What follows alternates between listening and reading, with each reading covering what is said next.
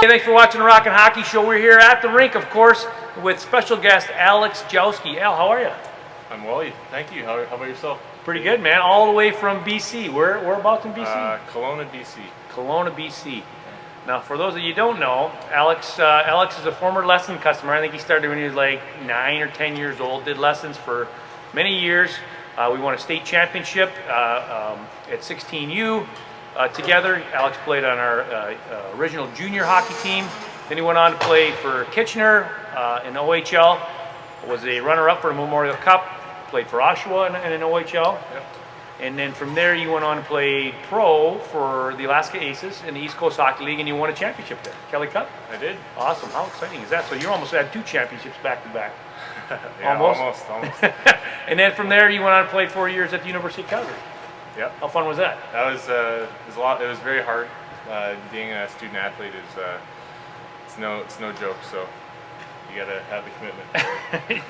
Well, amen to that, and it is a huge commitment, and you certainly epitomize perseverance, a long, successful hockey career. Not the most common path for everybody, though. You kind of went a couple different directions, all positive, but definitely not your normal hockey path.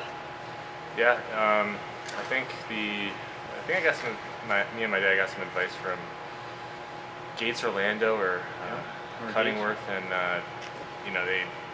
it's not about getting there first, it's about sticking around long enough. So if you have the love for the game, then you just keep playing, you're going to keep getting opportunities, and eventually you'll be the last one standing. Awesome. Hey, I want to take a quick break from the interview to bring you these Rockin' Hockey highlight goals brought to you by our friends from Pirani's Hockey World, Howie's Hockey Tape. Check it out. There's Howie up there too. All right, today's highlights. We got several of them from our good friend Michaela Mershivska, as she played a 4-game tournament and scored 18 goals.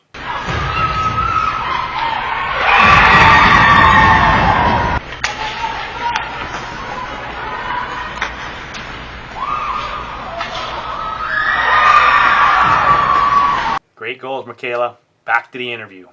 So do you remember those days when you and I would go to RIT and work on open skating in Scottsville and Genesee Valley, and we just worked on skating, and you think that was a big part of your success?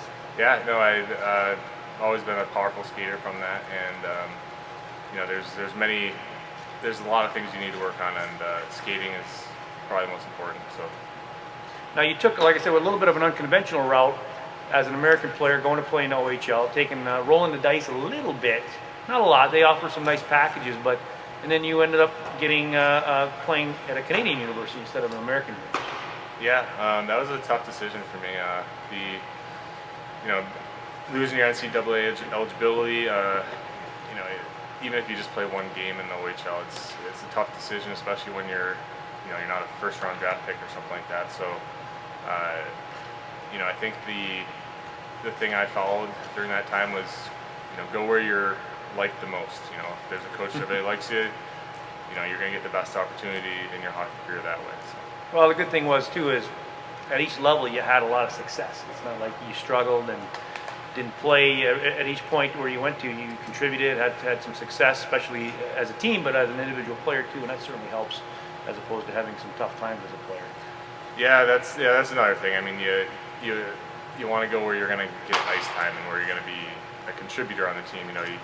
You're not going to get much better sitting on the bench or being in and out of the lineup. So, not to say that you shouldn't do that, but it was up there when I was choosing where I wanted to go with my hockey career.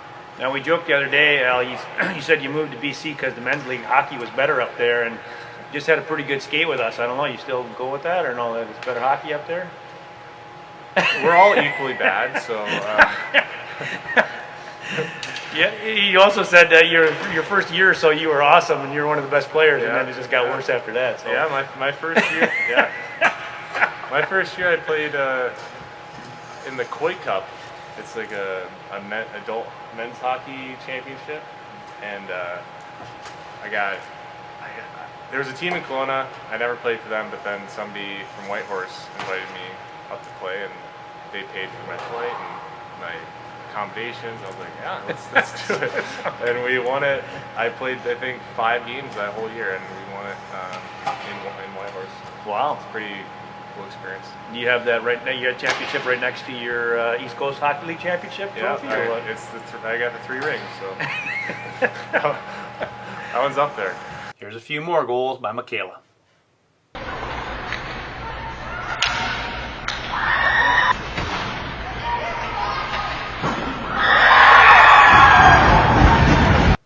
Now back to the interview. Now, Alex, if you had to give any advice to young hockey players out there, what would it be? Anything in particular come to mind? I think don't get caught up in who's getting the best looks and who's getting selected to go on the development team or what have you. And, I mean, I think there was many years where we had to almost beg just to go to the tryout for those things.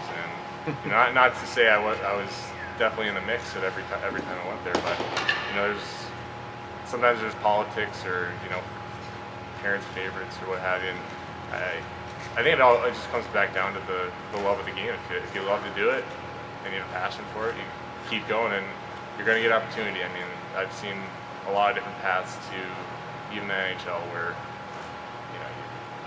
it just takes time and the right opportunity, and if you have patience, you'll make something happen. Well, that's great advice, and a funny story, and I'm sure I told you this story, but back when we played U16 and we won the state championship that year at AAA, went to nationals and competed, had a good chance to, I don't think we were the best team in the nation, but we certainly could have crossed over into the quarterfinals, lost a tough game to get knocked out, but you were the best player in our league in New York, and when it came time to get selected for the USA Select Festivals, you didn't get selected. And I went to bat for you, and I must have called 10 people and said, this guy is the best defenseman in our league, if not the best player, and he doesn't get selected. So it just goes right along with your story, is that there's different reasons why things happen, and sometimes there's politics, and it's unfortunate, but you persevere and you keep playing, and you'll eventually get your chances. So, and yep, let's finish it up with a few more goals by Michaela Mrzycka.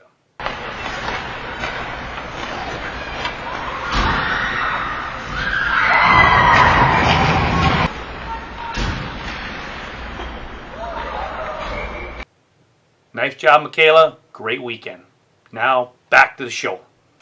Yeah. Awesome. Well, listen, Al, I'm going to put your name. You're kind of on a bubble, whether you get a call back for the men's league game, next time you're in town. Yeah, I hope I'll put my name in the hat next time I'm here.